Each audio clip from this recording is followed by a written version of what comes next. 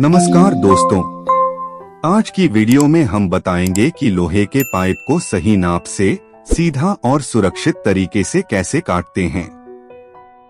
अगर पाइप गलत कट गया तो फिटिंग खराब हो जाती है, इसलिए यह तरीका जानना बहुत जरूरी है।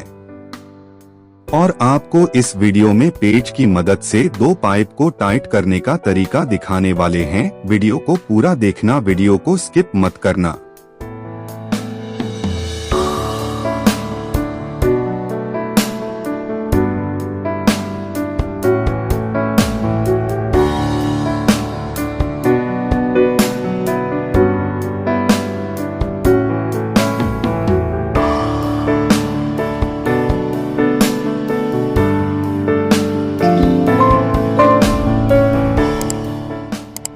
और वीडियो पसंद आए तो लाइक सब्सक्राइब करना ना भूले।